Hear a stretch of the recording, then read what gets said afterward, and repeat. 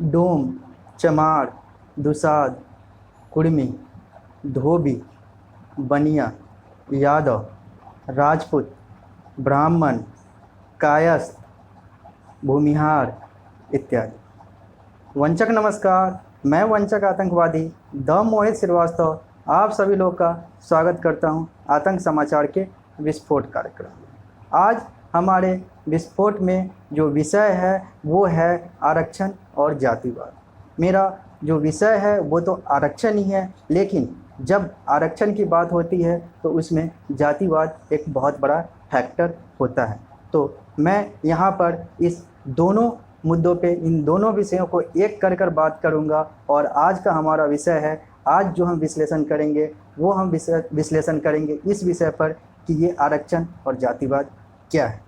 ये आरक्षण और जातिवाद पर भारत में किस तरीके से काम हो रहा है और ये आरक्षण और जातिवाद को किस तरीके से, किस नज़रिए से देखा जाता है।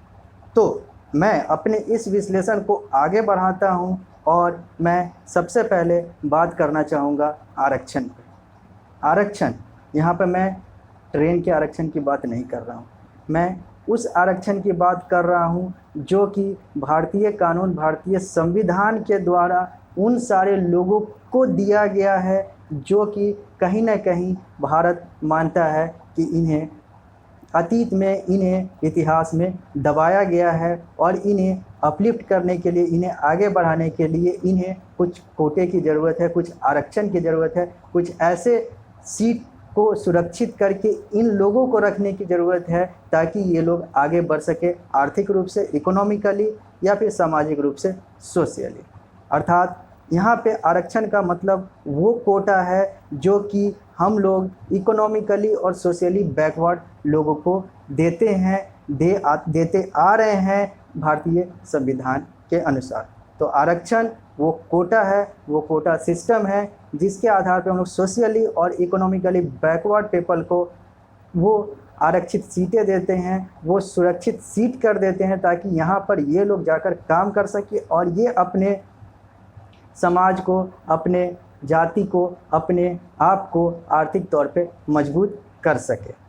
तो मैं यहाँ पे आपको आरक्षण की परिभाषा बताई, हमने यहाँ पे आरक्षण को परिभाषित किया, लेकिन ये जो आरक्षण है, ये इसका जो मेन जड़ है, जो मेन आधार है वो है जातिवाद। मैं यहाँ पर ये बताना चाहूँगा कि आरक्षण का जो इकलौता स्तंभ है या फिर कहें तो सबसे मजबूत स्तंभ है, बाकी जो छोटे मोटे स्तंभ है उसको हम डिस्कस करेंगे, वो बड़ा फैक्टर नहीं है, लेकिन जो सबसे बड़ा फैक्टर है वो है जातिवाद। क्योंकि आरक्षण जो है वो जाति के आधार पर दी जाती है और देते आया जा रहा है, चाहे वो भारत के आज़ादी, स्वतंत्र भारत 1947 से पहले की बात हो या फिर स्वतंत्र भारत और भारतीय संविधान 1950 में लागू होने और अभी तक की बात हो।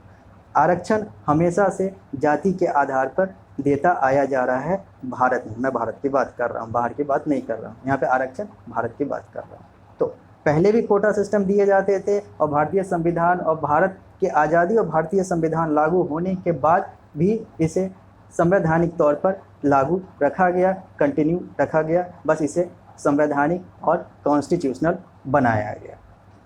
तो यहाँ पर आरक्षण को हम और आगे डिस्कस करेंगे, क्या मंडल कमीशन है, कैसे कैसे आरक्षण की बातें होती है, क्या SC ST एट्रोसिटी एक्ट है, पॉलिटिकल पार्टीज़ का इस पर क्या टेक है, बाबा साहब भीमराव अंबेडकर जो संविधान के रचयिता हैं उनका आरक्षण पर क्या नज़रिया है, इन सारी चीज़ों को हम आगे डिस्कस करेंगे। लेकिन उससे पहले हमें यहाँ पर जातिवाद को डिस्कस करने की ज़रूरत है, जातिवाद का विश्लेषण करने का ज़रूरत है। तो मैं आरक्षण के विश्लेषण को आगे बढ़ाऊंगा, लेकिन आरक्षण के सबसे बड़े स्तंभ, सबसे मजबूत स्तंभ या फिर कहें तो इकलौते स्तंभ जातिवाद को पहले यहाँ पर मैं विश्लेषित करता हूँ, मैं यहाँ पे इसका विश्लेषण करता हूँ।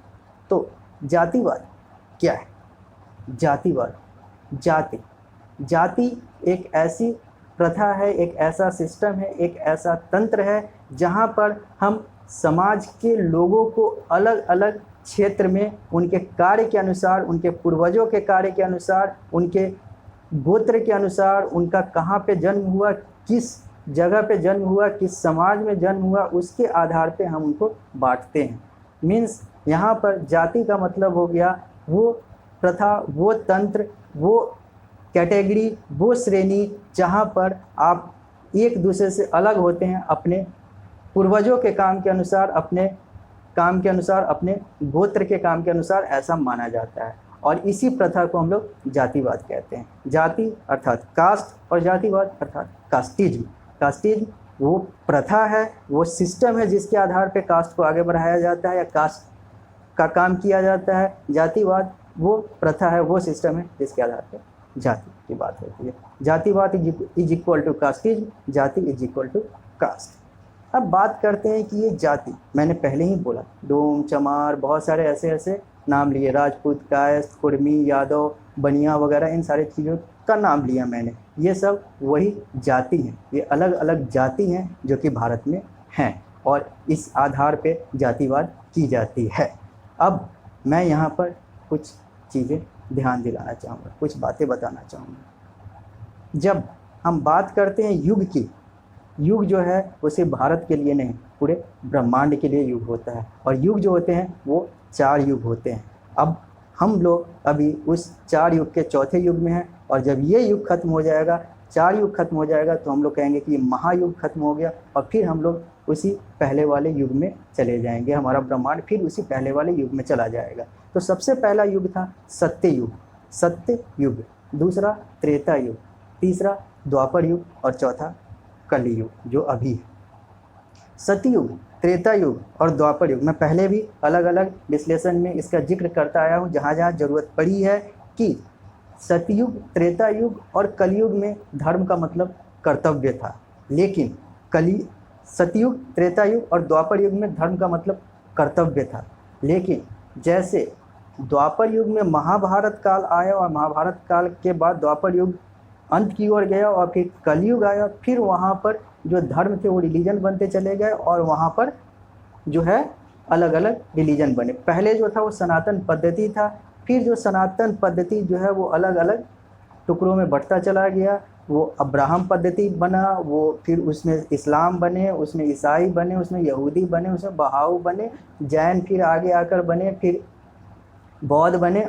अलग अलग धर्म, अलग अलग रिलीजन बनते चले गए। अर्थात जो पहले कर्तव्य था वो बाद में अलग अलग कैटेगरी में बनता चला गया। और इसी जो धर्म, जो कर्तव्य था वो बाद में रिलीजन बना और उसी रिलीजन को जिसको अभी हम धर्म कहते हैं, हम लोग धर्म कहते हैं, उसी धर्म के कैटेगरी को, धर्म के अंदर जो सारी चीज़ें आती है वो, जैसे एक धर्म है तो धर्म के अंदर जो अलग अलग श्रेणी है उसको हम लोग जाति कहते हैं। और ये जो जाति है ये लगभग सभी धर्मों में है, लगभग सब में नहीं लेकिन लगभग 99% धर्म में उसके भी अलग अलग टुकड़े हैं और धर्म के टुकड़े को हम लोग जाति कहते हैं। तो मैं यहाँ पर बात करूँगा भारत की, तो भारत में बात करूँगा तो भारत में जो जातिवाद है वो, चूँकि भारत जो है वो हिंदू बहुल देश है और जातिवाद जो है ये सबसे ज़्यादा पूरे दुनिया के सारे धर्मों में, दुनिया के सारे रिलीजन में सबसे ज़्यादा जो जातिवाद है वो इसी हिंदू धर्म में है, वो इसी धर्म में है। तो मैं यहाँ पर बात करूँगा हिंदू धर्म की, मैं यहाँ पर बात करूँगा सनातन पद्धति की। हिंदू धर्म के अनुसार और सनातन पद्धति के अनुसार कहीं पे भी जाति का जिक्र नहीं है। हम लोग, और ये जो सनातन पद्धति है, जो हिंदू धर्म है, ये कहता है कि इंसान जो है वो 4 कैटेगरी में बटे हुए हैं अपने कर्म के अनुसार। हर इंसान जो है वो 4 श्रेणी में बटा हुआ है। हम गर्दन से ऊपर अर्थात हम दिमाग से ब्राह्मण होते हैं, हम गर्दन से नीचे और पेट से ऊपर अर्थात छाती से, सीने से हम लोग दिल से क्षत्रिय होते हैं, और कमर से ऊपर और छाती के नीचे हम लोग पेट से बनिया होते हैं, और बनिया अर्थात हम लोग वैश्य होते हैं, और कमर के नीचे हम लोग शूद्र होते हैं। ये हर इंसान होता है। हर अकॉर्डिंग टू सनातन पद्धति, हिंदू धर्म के अनुसार दुनिया में हर इंसान जो है वो ऊपर से ब्राह्मण है, फिर वो क्षत्रिय है, फिर वो वैश्य है और कमर के नीचे वो शूद्र है। अर्थात जहाँ पर दिमाग की काम है, जहाँ पर सोचने का काम है, वहाँ पे वो ब्राह्मण है। जहाँ पे उसे हिम्मत की काम है, हिम्मत की बात आती है, वहाँ से वो क्षत्रिय है।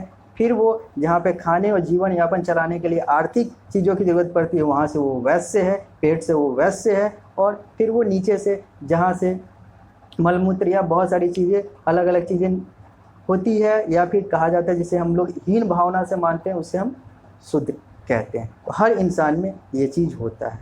लेकिन यही जो वर्ण व्यवस्था है, जिसे हम वर्ण व्यवस्था कहते हैं, ये बाद में चलते चलते जाति व्यवस्था में चली गई। अर्थात कुछ लोग मानने लगे कि वो लोग काम करते हैं, ज़्यादा काम करते हैं दिमाग का और ज़्यादा काम करते हैं इन सारे चीज़ों का, वो कहीं पर जाकर पूजा कराते हैं, कहीं पर जाकर कुछ करते हैं, तो वो ब्राह्मण हो गए। और फिर उनके वंश आगे बढ़ते चले गए। उनके यहाँ जो उनके कुल में जो जो लोग जन्म लेते गए उन्हें वो ब्राह्मण मानते गए और समाज भी उसको ब्राह्मण मानता गया। फिर जो क्षत्रिय थे, जो पहले लड़ाके थे, या फिर जो क्षत्रिय थे जो अधिकांश लड़ाई वगैरह और रक्षा की काम करते थे, वो अपने आप को पूरा क्षत्रिय मान लिए और वो कहे, और उनका वंश जो है वो आगे क्षत्रिय बनता चला गया। जन्म लेना है, क्षत्रिय बनना है, कर्म आपका जो भी हो, आप सिर्फ जन्म से क्षत्रिय बन जाते हैं। फिर वैसे ही बनिया के साथ हुआ, जिसे वैश्य कहते हैं। ये लोग व्यापार से जुड़े हुए थे और इनके यहाँ जो जो जैसे जैसे आए, ये आगे बनिया वैश्य होते चले गए। और फिर उसके नीचे जो शौच वगैरह साफ करते थे, जो मलमूत्र वगैरह फेंकते थे, ये सारा चीज़ जो है, जो वैसा काम करते थे जिसे हीन भावना से देखा जाता है या फिर जिसे तुच्छ नज़रिए से देखा जाता है, ये लोग को शूद्र कहा जाने लगा। और ये बाद में इनके वंशज जो हैं, इनके यहाँ जो जो जन्म लेते चले गए वो शूद्र होते चले गए, वो शूद्र कहलाते चले गए। और ये फिर आगे चलकर और ज़्यादा कैटेगरी में हुई। फिर शूद्र में भी अलग अलग शूद्र कहलाए, बनिया में भी, वैश्य में भी अलग अलग कहलाए। फिर यहाँ से अलग अलग और सब कास्ट निकली और उपजातियाँ निकली। फिर क्षत्रिय में भी उपजातियाँ निकली, ब्राह्मण में भी इसके उपजाति और भी अलग अलग छोटे छोटे जाति निकली। तो ऐसे करके ये अलग अलग, जैसे मैं ब्राह्मण में कुछ बताना चाहता हूँ, भूमिहार, ये ब्राह्मण से जुड़े हुए हैं। क्षत्रिय से एक बहुत बड़ा जात भारत में जाट जुड़ा हुआ है, ये अपने आप को क्षत्रिय से जोड़ते हैं, ये कहते हैं हम क्षत्रिय के ही वंशज हैं। फिर जब बनिया की बात करते हैं, वैश्य की बात करते हैं, तो वहाँ पर कायस्थ, जो श्रीवास्तव होते हैं, जो बंसल होते हैं, ये सब उस कैटेगरी में आते हैं। फिर हम शूद्र की बात करें तो वहाँ पे हम लोग चमार, दुसाध, डोम वगैरह को मान लेते हैं। तो मैं यहाँ पर यही बताना चाहता हूँ कि ये जो वर्ण व्यवस्था था, इसे आज हम लोगों ने जाति व्यवस्था बना दिया है, जाति व्यवस्था मान लिया है। और हम लोग कहते हैं कि जो ऐसे ऐसे इस वंश में आगे कुल में जन्म लेता जाएगा, वो इस जाति से होता चला जाएगा। मैं यहाँ पर एक बहुत गंभीर बात कहना चाहता हूँ। मैं यहाँ पर एक बहुत वैसी बातें कहना चाहता हूँ जो शायद आप लोगों को बुरा लगे तो लगे, फ़र्क नहीं पड़ता है, क्योंकि बात है तो बात तो कहनी पड़ेगी। बात यहाँ पर आती है ये कि क्या एक ब्राह्मण जो है वो अपना शौच शूद्र से धुलवाता है? जब वो ब्राह्मण शौच जाता है, जब वो जाता है शौच करने, तो क्या उस शौच करने के बाद वो खुद से वो शौच नहीं धोता? वो क्या उसके लिए शूद्र आते हैं, उसके लिए डोम और चमार आते हैं और मेस्तर आते हैं उसके शौच धोने? नहीं, वो खुद से धोता है। और एक जो मेस्तर होता है, जो शौच धोने वाला होता है, जो शौच साफ करने वाला होता है, वो भी अपने घर में पूजा जो है वो रोज़ाना ब्राह्मण से नहीं, खुद से करता है। एक क्षत्रिय जो है वो भी अपना दिमाग और अपना खाना और अपना शौच जो है वो सब करता है। इसी तरीके से जो भी जाति जो बनी हुई है, सब में सब चीज़ है। एक ब्राह्मण भी शौच करता है और खुद से धोता है, तो एक शौच करने वाला जिसे हम शूद्र मानते हैं, वो भी अपने घर में पूजा करता है। तो यहाँ पे ये चीज़ कहना है कि वो शूद्र है, वो ये है, वो है, वो इस जाति का है, वो उस जाति का है, ये बहुत ज़्यादा अन्याय है, ये बहुत ज़्यादा गलत है। क्योंकि मैं मानता हूँ कि ऐसी चीज़ें करके हम समाज को बांटते हैं, हम समाज को और ज़्यादा तुच्छ बनाते हैं और ज़्यादा ख़राब बनाते हैं। क्योंकि हम लोग अपने कर्म से नहीं, हम लोग अपने जन्म से ये सारा चीज़ मान लेते हैं कि हमारा जन्म अगर इस कुल में हुआ, इस जाति में हुआ, तो हम इस जाति से हैं। भले ही एक ब्राह्मण के यहाँ जन्म लेने वाला, आज मैं बहुत सारे आप एग्जाम्पल देखेंगे, मैं उदाहरण नहीं लूँगा, मैं किसी का नाम नहीं लूँगा, लेकिन आप अपने समाज में देखें बहुत सारे ऐसे ब्राह्मण हैं जो तथाकथित जो शूद्र का जो काम होता है, जिसे हम शूद्र मान लेते हैं, वैसे काम कर रहे हैं। शौच ढोने का भी काम ब्राह्मण कर रहे हैं, भले वो अपनी जाति छिपा लें। बहुत सारे ऐसे राजपूत हैं जो वैसा काम कर रहे हैं। और भारत का सर्वोच्च जो पद है अभी वो एक दलित के पास है, वो रामनाथ कोविंद के पास है, वो एक शूद्र कहलाते हैं। मीरा कुमार भारत की महिला लोकसभा स्पीकर थी, वो एक दलित थी। और उनके अंदर में बहुत सारे ऐसे ब्राह्मण हैं जो उनके केयर टेकर और अलग अलग पद पर काम करते हैं, करते आ रहे हैं। तो क्या मैं यहाँ पर ये मान लूँ कि ये सारी चीज़ें जो है वो क्या रह गई? फिर तो क्या रह गया? एक दलित के अंदर में, जिसको आप दलित मानते हैं, उसके अंदर में एक ब्राह्मण जाकर काम कर रहा है। शायद वहाँ पर वो शौच भी साफ कर रहा हो, भले ही अपनी जाति छिपा कर काम कर रहा हो या फिर बता कर काम कर रहा हो, और आप उसके अंडर में काम कर रहे हैं। और आप एक तरफ कहते हैं कि नहीं, मैं दलित से हाथ नहीं मिलाऊंगा, तो मैं इससे हाथ नहीं मिलाऊंगा, मैं ये सवर्ण हो गए तो ये कुछ जो है वो बैकवर्ड कास्ट हो गए, तो कुछ जो है वो एससी और एसटी हो गए। सवर्ण जो ऊपर के हो गए, जो ब्राह्मण हो गए, जो राजपूत हो गए, जो कायस्थ हो गए, जो भूमिहार हो गए, जो बनिया हो गए, ये लोग सवर्ण हो गए। कुछ बैकवर्ड कास्ट हो गए, जो सबसे नीचे तो नहीं है, वो बीच में है, बैकवर्ड कास्ट हो गए। वो बैकवर्ड कास्ट में हम लोग यादव को मान लेते हैं, हम लोग और भी कुर्मी वगैरह, इन सारी चीज़ों को बैकवर्ड कास्ट। और जो एकदम तुच्छ होते हैं, जो चमार दुसाद, इन सारे को हम लोग, जाटव, इन सारे लोगों को हम लोग कहते हैं कि ये लोग शूद्र हैं, ये लोग दलित हैं।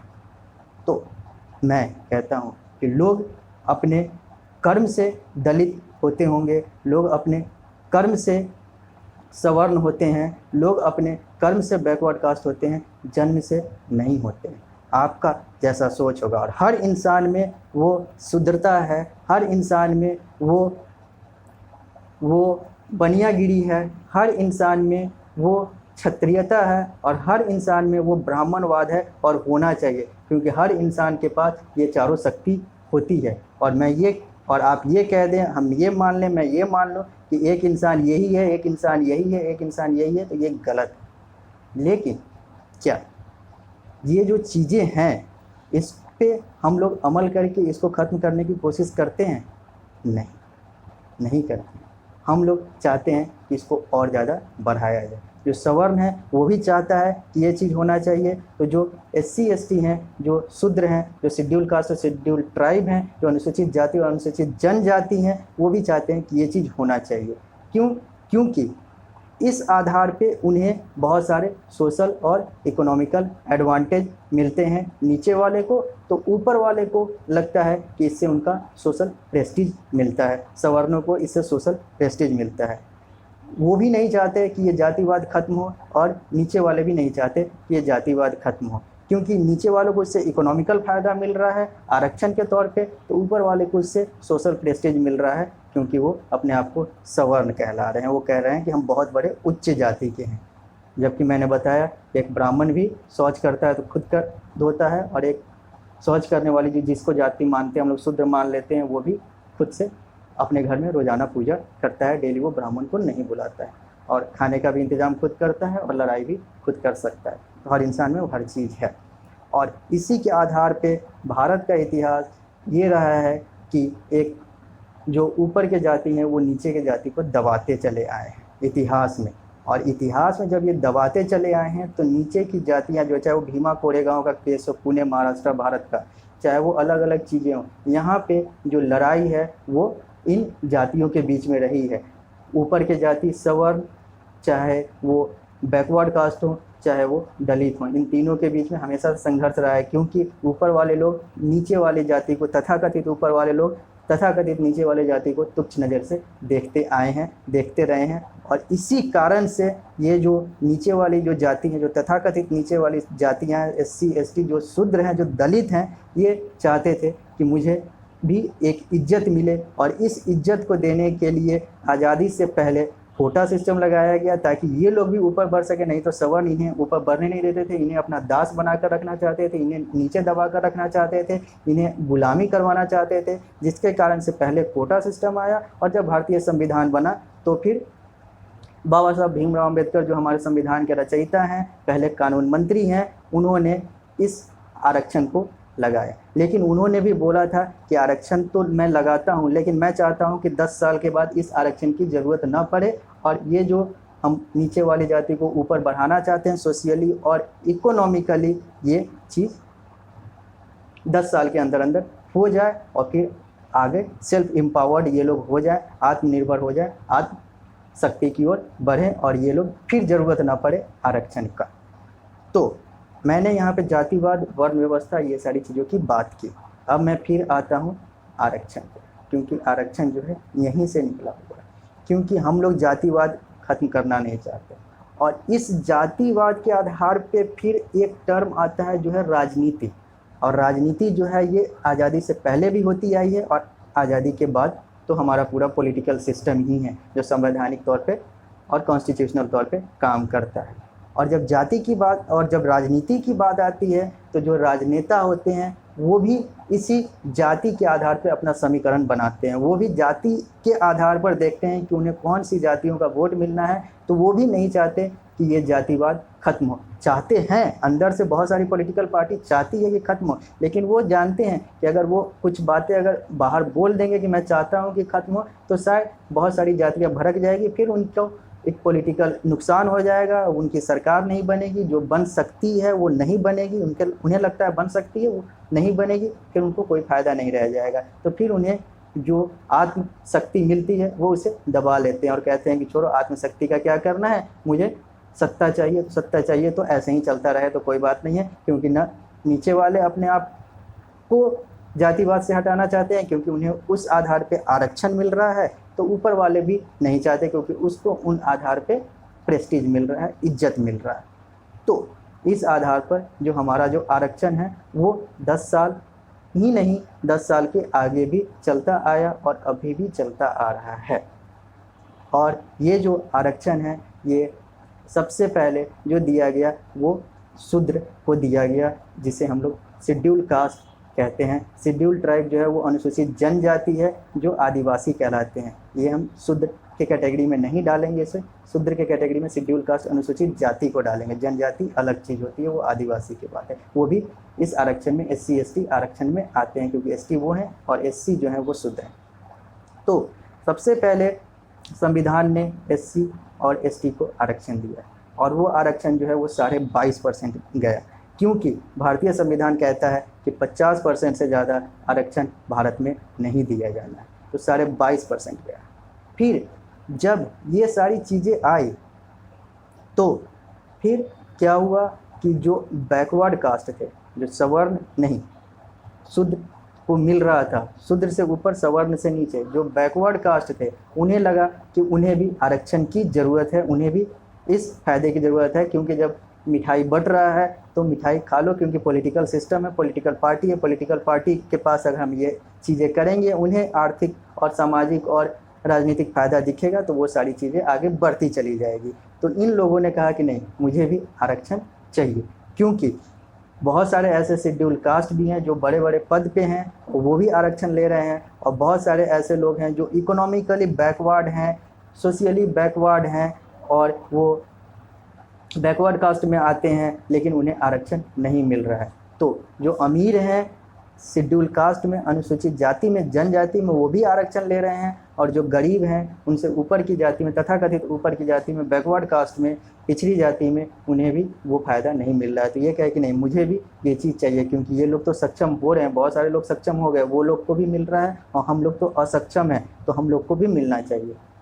तो इस पर बहुत सारी बहस हुई। फिर 1979 में जनता पार्टी की सरकार और मोरारजी देसाई उस समय के प्रधानमंत्री थे, उन्होंने बिहार के 7वें मुख्यमंत्री बिंदेश्वरी प्रसाद मंडल को एक दिया रिसर्च कि आप जाकर इन बैकवर्ड कास्ट जो पिछड़ी जाती हैं, इन पर आप सर्वे करो, इन्हें देखो कि ये लोग कितने सोशली और इकोनॉमिकली बैकवर्ड हैं, आर्थिक और सामाजिक तौर पे बैकवर्ड हैं। फिर इनके आधार पे मैं इनके आरक्षण की बात सोचूंगा, आरक्षण पे आगे बढ़ूंगा। और फिर इसके आधार पे बिंदेश्वरी प्रसाद मंडल ने socially and economically backward classes commission का गठन किया, जिसे हम लोग मंडल कमीशन, बीपी मंडल कमीशन भी कहते हैं, जिसका वास्तविक नाम socially and economically backward classes commission है। फिर ये गठित हुआ और बीपी मंडल ने अपना मंडल कमीशन, अपना ACBC socially and economically backward class commission का रिपोर्ट दिया सरकार को। और तब तक सरकार दूसरी आई, और जब दूसरी सरकार आई तो विश्वनाथ प्रताप सिंह ने 1990 में इस मंडल कमीशन को लागू करने की बात कही कि मैं इस मंडल कमीशन को लागू करूंगा। विश्वनाथ प्रताप सिंह के बारे में मैं आपको कुछ बताना चाहूँगा। ये जनता दल के प्रधानमंत्री थे। वो मोरारजी देसाई भी जनता पार्टी के थे और ये जनता दल के थे। दोनों गैर भाजपा गैर कांग्रेस की बात, गैर भाजपा और गैर कांग्रेस वाली राजनीतिक दल थी। ना तो ये भाजपा वाली थी, ना तो ये कांग्रेस वाली थी। ये लोग other than Bhajpa, other than Congress थे। हालांकि इन दोनों में भाजपा का 1979 में तो भाजपा बनी नहीं थी, लेकिन जनसंघ का उस समय इनका सपोर्ट था, या फिर डायरेक्टली या इनडायरेक्टली। और विश्वनाथ प्रताप सिंह में भाजपा डायरेक्टली वहाँ पे इन्वॉल्व थी। वहाँ पे अटल बिहारी वाजपेयी जैसे लोग वहाँ पे मंत्री थे विश्वनाथ प्रताप सिंह के शासनकाल। और विश्वनाथ प्रताप सिंह इकलौते ऐसे भारत के प्रधानमंत्री थे जो पहले से एक राजा भी रहे हैं, जिन्हें राजा बहादुर भी कहा जाता है।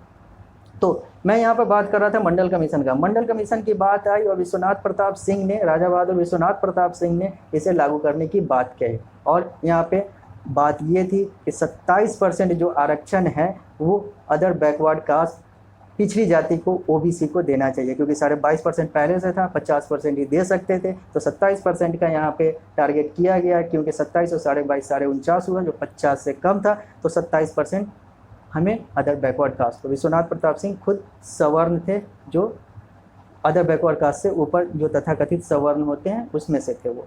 और उन्होंने कहा कि मैं अदर बैकवर्ड कास्ट के लिए ये चीज़ें लगाऊंगा। और ये जब बातें आई तो फिर भारत में दंगे हो गए। जो सवर्ण छात्र थे, जो सवर्ण लोग थे, वो अलग अलग विश्वविद्यालय, अलग अलग जगह पर जाकर हंगामा करने लगे कि नहीं, ये चीज़ गलत है, ये चीज़ नहीं होना चाहिए, नहीं होना चाहिए। और इस पे बहुत सारे लोगों ने आत्मदाह तक कर लिया, बहुत सारे लोगों ने, ये सारी चीज़ें बवाल हो गई। और जब बवाल हुआ मंडल कमीशन पे, तो उस समय जो अटल बिहारी वाजपेयी की भाजपा सरकार थी, उन्होंने इनसे अपना पल्ला झाड़ लिया, उन्होंने यहाँ से अपना इस्तीफा दे दिया, पार्टी यहाँ से अलग हो गई, विश्वनाथ प्रताप सिंह की सरकार गिर गई। और वहीं पे मंडल के खिलाफ में अटल बिहारी वाजपेयी की भाजपा और लाल कृष्ण आडवाणी ने वहाँ पर कमंडल का उपयोग किया, और वो हिंदुत्व और सवर्ण और बहुत सारी चीज़ों को लेकर, कमंडल लेकर, वो हिंदुत्व और राम मंदिर का मुद्दा उठाकर पूरे भारत में रथ यात्रा की शुरुआत कर दी। तो यही मंडल था और यही कमंडल था। मंडल के खिलाफ कमंडल, और यहाँ पे कमंडल का मतलब हिंदुत्व की बात हो गई। और यहीं से भाजपा जो है वो हिंदुत्व शक्ति के तौर पर और ज़्यादा मजबूत होती चली गई, क्योंकि यहीं से लाल कृष्ण आडवाणी जो है कमंडल लेकर सोमनाथ मंदिर से लेकर निकले थे, और उन्हें बिहार में लालू प्रसाद यादव ने रोका था। ये वही रथ यात्रा है, ये वही मंडल कमीशन के खिलाफ कमंडल है, क्योंकि मंडल कमीशन से अदर बैकवर्ड कास्ट की बात आ रही थी, और कमंडल से भाजपा को लगा कि इससे पूरे हिंदुत्व का वोट, क्योंकि भाजपा का जन्म और जनसंघ का जन्म ही हिंदुत्व के आधार पर हुआ था।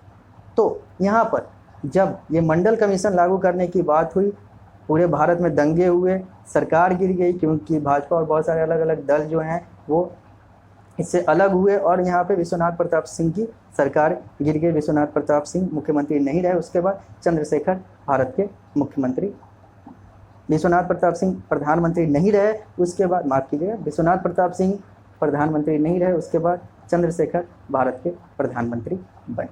और लेकिन फिर भी मंडल कमीशन लागू हुआ और 27% आरक्षण ओबीसी को दिया। फिर ये चीज़ें आगे बढ़ती चली गई, फिर सारा कुछ नॉर्मल हो गया।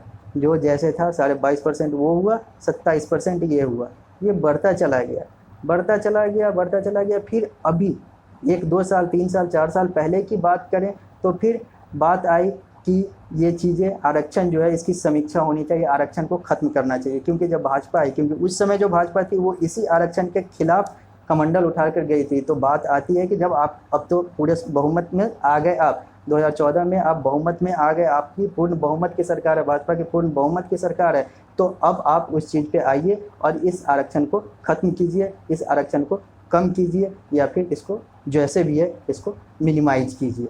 तो बात आती है कि यहाँ पर भाजपा से जुड़े हुए जितने भी संगठन हैं, चाहे वो राष्ट्रीय स्वयंसेवक संघ हो या फिर जितने भी हिंदूवादी संगठन हैं, उन्होंने कहा कि नहीं, अब हमें आरक्षण को कम करने, समीक्षा करने या ख़त्म करने की बात करनी होगी, सोचनी होगी।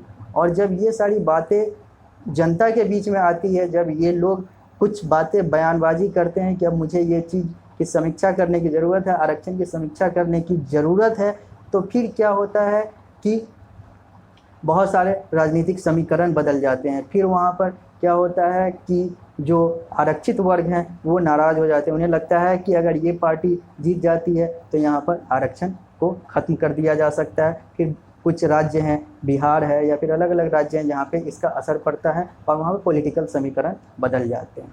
यहाँ पर एक चीज़ और बताना चाहूँगा, चाहे वो कोई भी राजनीतिक पार्टी हो, भाजपा जो मंडल कमीशन के खिलाफ का मंडल उठाई थी, जो हिंदुत्व की बात करती थी, जो कहते थे कि नहीं ये चीज़ नहीं होना चाहिए, वो भी कैसे बदली। इसका एक बेहतरीन एग्जाम्पल है, बहुत बड़ा एग्जाम्पल है, जब सुप्रीम कोर्ट ने कहा था कि मैं SC/ST एट्रोसिटी एक्ट, आरक्षण से जुड़ा हुआ है, SC/ST एट्रोसिटी एक्ट को ख़त्म करना चाहता हूँ, कम करना चाहता हूँ, इसको मिनिमाइज करना चाहता हूँ, इस पर अलग से इसको एनालिसिस करके इसको लगभग ख़त्म करना चाहता हूँ और ये चीज़ ख़त्म होनी चाहिए। तो भारत के प्रधानमंत्री, भारत के सबसे बड़े हिंदुत्ववादी, जो जिसे पूरा दुनिया मानती है और अलग अलग लोग मानते हैं, भारत के सबसे बड़े हिंदुत्ववादी प्रधानमंत्री नरेंद्र मोदी, जो अभी के भारत के प्रधानमंत्री हैं, वो सुप्रीम कोर्ट के उस फैसले को, भारत के सर्वोच्च न्यायालय के उस फैसले को संसद में आकर बदल देते हैं, क्योंकि संसद में वो फैसले बदले जा सकते हैं कानूनी तौर पे। वो उसको कहते हैं कि नहीं, SC/ST एट्रोसिटी एक्ट पे जो सुप्रीम कोर्ट का, जो भारतीय सर्वोच्च न्यायालय का जो कहना है ये गलत है, मैं इस आरक्षण को ख़त्म नहीं करना चाहता हूँ। क्योंकि उन्हें पता है कि अगर वो ख़त्म करने की बात करेंगे तो आने वाले समय में, अगले चुनाव में वो पॉलिटिकली ख़त्म हो जाएंगे, उनकी सरकार गिर जाएगी, ऐसी प्रबल संभावनाएँ हैं। तो उन्होंने वो चीज़ बदल दिया। फिर जब ये चीज़ें हुई तो जो सवर्ण थे, जो ऊपरी जाति के थे, जो तथाकथित ऊपरी जाति के, जिन्हें आरक्षण नहीं मिला था, वो लोग अगले चुनाव में, जहाँ जहाँ विधानसभा चुनाव, चाहे वो मध्य प्रदेश हो, चाहे वो राजस्थान हो, चाहे वो छत्तीसगढ़ हो, चाहे वो और भी राज्य हो, वहाँ पे उन लोगों ने कहा कि मैं इस भाजपा सरकार के खिलाफ जाऊँगा और मैं यहाँ पे भाजपा के वो समर्थक के जगह पे वो उसके विरोधी बन गए, क्योंकि उन्हें लगा कि नहीं, यहाँ पे आरक्षण ख़त्म होना चाहिए था, नरेंद्र मोदी ख़त्म कर सकते थे लेकिन इन्होंने नहीं किया, तो ये गलत है, मैं इसका विरोध करता हूँ। और उन्होंने चाहे वो नोटा दबा कर हो या फिर अलग अलग दूसरी विपक्षी पार्टी को वोट देकर हो, उन्होंने वो काम किया और बाद में नतीजा ये रहा कि राजस्थान, छत्तीसगढ़ और मध्य प्रदेश जैसे भाजपा वाले राज्य जो हैं वो भाजपा से निकल गए और भाजपा के विरोधी कांग्रेस को, सबसे बड़े विरोधी कांग्रेस को चले गए। फिर क्या होता है कि जब इन्हें लगता है, जब भाजपा को लगता है, जब नरेंद्र मोदी जैसे बड़े बड़े नेताओं को लगता है कि ये चीज़ें जो है ये इस आरक्षण, इस SC/ST एट्रोसिटी एक्ट के कारण होता है, तो फिर उन्हें लगता है कि नहीं, अब इसका कुछ इंतज़ाम, कुछ इलाज करना चाहिए। और जब वो इलाज करने की बात आती है तो वो कहते हैं कि नहीं, अब मैं कम तो नहीं करूँगा, ख़त्म तो नहीं करूँगा या फिर कुछ बदलाव नहीं करूँगा, लेकिन अब मैं सवर्णों को, जो तथाकथित उच्च वर्ग के हैं, उन्हें भी आरक्षण दूंगा, उन्हें भी इकोनॉमिक आधार पर, उन्हें भी आर्थिक आधार पर आरक्षण दूंगा, 10% आरक्षण दूंगा। अगर उन लोग की भी इकोनॉमिक स्थिति अच्छी नहीं है तो वो लोग भी आरक्षण लेंगे और वो आरक्षण दे दिया जाता है ताकि ये चीज़ है। तो यहाँ पे आरक्षण खत्म नहीं हुआ, आरक्षण और ज़्यादा बढ़ता चला गया, 10% भी हो गया, क्योंकि वो 50% वाला वो सुप्रीम कोर्ट है। सुप्रीम कोर्ट क्या है, सारा कुछ तो सरकार ही है, वो सारा कुछ मैनेज हो जाता है, सारे संविधान और सारे रूल और रेगुलेशन सब कुछ चेंज हो जाते हैं, बदल जाते हैं। तो यहाँ पर आरक्षण को कम नहीं, ख़त्म नहीं, और आरक्षण को बढ़ा दिया गया। और फिर बयानबाजी हुई, जो पहले समीक्षा करने की बात करते थे उसके बाद उन्हें विधानसभा में नुकसान हुआ, वो कहते हैं कि मैं जब तक, मेरी पॉलिटिकल पार्टी जब तक रहेगी, मैं जब तक रहूँगा, आजीवन ये आरक्षण खत्म नहीं होगा, किसी को डरने की ज़रूरत नहीं। तो अब मैं अपने विश्लेषण को अंत की ओर ले जाता हूँ, समाप्ति की ओर ले जाता हूँ, और मैं आप लोगों से यही कहना चाहता हूँ कि आखिर इसका इलाज क्या है। ये आरक्षण जो है ये तो समाज के लिए एक जहर का काम करता है, अगर ये आरक्षण, मैं यहाँ पे आतंक समाचार अपना नज़रिया बताना चाहता हूँ। मैं चाहता हूँ कि आरक्षण बिल्कुल न हो। मैं इस आरक्षण की बात कर रहा हूँ, रेलवे वाले आरक्षण की बात नहीं कर रहा हूँ, कोटा वाले आरक्षण की बात कर रहा हूँ, जो पॉलिटिकली इकोनॉमिक क्लास और सोशली बैकवर्ड क्लास को दिया गया है। मैं आरक्षण के खिलाफ हूँ। मेरा आतंक समाचार चाहता है कि आरक्षण किसी को नहीं देना चाहिए। आरक्षण जो है ये नहीं होना चाहिए, क्योंकि इस आरक्षण से समाज में अलग अलग गैप बनते हैं, और ये आरक्षण ही है जिसके कारण से आज एक दलित बना हुआ है। दलित को फिर पॉलिटिकल पार्टी महादलित और अलग अलग चीज़ बना देती है। इसी से एक बैकवर्ड कास्ट बना हुआ है तो कोई सवर्ण बना हुआ है। अगर ये आरक्षण खत्म हो जाएगा तो ये जो सवर्ण, जो बैकवर्ड कास्ट हैं, जो दलित हैं, जो SC ST हैं, सब एक हो जाएंगे। हम सब इंसान हो जाएंगे, हम सब एक हो जाएंगे, हम सब एक हो जाएंगे। तो जब एक हो जाएंगे तो ये सारी जो डिस्पैरिटी है, ये जो सारे भेदभाव हैं, ये सारे खत्म हो जाएंगे। हम लोग के अंदर वो हीन भावना नहीं रहेगी। मैं तथाकथित एक सवर्ण हूँ, मैं श्रीवास्तव हूँ, मैं कास्ट, और बहुत सारे ऐसे लोग हैं जो दलित हैं, बहुत सारे ऐसे लोग हैं जो बैकवर्ड कास्ट से आते हैं, पिछड़ी जाति से आते हैं, बहुत सारे ऐसे हैं जो सवर्ण से आते हैं, मेरे जैसे सवर्ण से आते हैं। लेकिन मैं चाहता हूँ कि मैं कौन सा सवर्ण हूँ, मैं कौन सा दलित है और कौन सा OBC है, सब एक हैं। आखिर ये चीज़ हो क्यों रहा है? तो इसके लिए दो चीज़ें जिम्मेवार है। पहला, आपका मेंटल सेटअप, मानसिक सेटअप, मानसिक स्थिति, कि आप इन सारे चीज़ों को उसी नज़रिए से देखना चाहते हैं जैसा ये चीज़ हुआ, जैसा पहले गलत हुआ, जैसा बहुत सारी गलतियाँ हुई समाज में, जो दबाने, गुलामी की, ये सारी चीज़ों की बात हुई, तो आप उस चीज़ों से बाहर निकलना नहीं चाहते। मैं सबों की बात नहीं करता, मैं बहुत सारे ऐसे लोग हैं जो प्रोग्रेसिव हैं, जो चाहते हैं कि ये सारी चीज़ें खत्म होनी चाहिए। लेकिन बहुत सारे लोग, अधिकांश लोग यही हैं जो चाहते हैं कि नहीं खत्म हो, क्योंकि उनका मेंटल सेटअप वो चीज़ को एक्सेप्ट करने की बात नहीं करता। वो चाहता है कि जो है वो है। और दूसरा, आरक्षण जो है इन सारी चीज़ों को बहुत ज़्यादा, एक बार अगर आरक्षण खत्म हो जाता है तो ये सोशली, इकोनॉमिकली और हर तरीके से आपको राष्ट्रवाद के तौर पे और हर तरीके से आपको आगे बढ़ाएगा, मजबूत बनाएगा। आपको ये चीज़ें करने से रोक देगा कि एक मंदिर के सामने दलित नहीं आना चाहिए, अगर वो आ जाता है तो भगवान से लेकर पूरे मंदिर को धोया जाता है। तो ये सारी चीज़ें जो हैं, ये चीज़ नहीं होनी चाहिए, ये सारा चीज़ गलत है। क्योंकि चाहे वो भगवान राम का समय हो, चाहे वो भगवान कृष्ण का समय हो, ये लोग के समय का एक बेहतरीन उदाहरण आता है कि कोई केवट किसी का साथी होता है, नाव चलाने वाला, तो किसी का कोई होता है, कोई सुदामा होता है, तो कोई कुछ होता है, और सब एक होते हैं। लेकिन आज जो है वो सब ऐसे, हम लोग उसी भगवान, उसी राम और उसी भगवान को अलग अलग कर दिए। राम को हम लोग क्षत्रिय मान लेते हैं, क्षत्रिय उनकी पूजा करते हैं, उन्हें अपना कुल मानते हैं। तो परशुराम को ब्राह्मण और भूमिहार मानते हैं। तो कायस हम जैसे लोग जो हैं वो जय चित्रांश और चित्रगुप्त करते हैं, और अलग अलग लोग जो हैं वो अलग अलग अपने अपने भगवान को बांट लिए हैं, जबकि भगवान जो है वो कहते हैं कि हम सब एक हैं, आप लोग। लेकिन यहाँ पर जो जातियाँ हैं वो अपने अपने हिसाब से भगवान को भी कैटेगराइज कर चुकी है। तो मैं यहाँ पे यही कहना चाहूँगा कि ये आरक्षण खत्म होना चाहिए, जातिगत आरक्षण खत्म होना चाहिए। यहाँ पे एक और आरक्षण दिया जाता है, थोड़ा सा उस पर भी बात करूँगा, क्योंकि ये बहुत बड़ा मुद्दा नहीं है। लोग कहते हैं कि गरीबी पे आरक्षण दो, जाति का आरक्षण खत्म कर दो। मैं कहता हूँ गरीबी पे आरक्षण भी नहीं होनी चाहिए। गरीबी पे क्यों आरक्षण?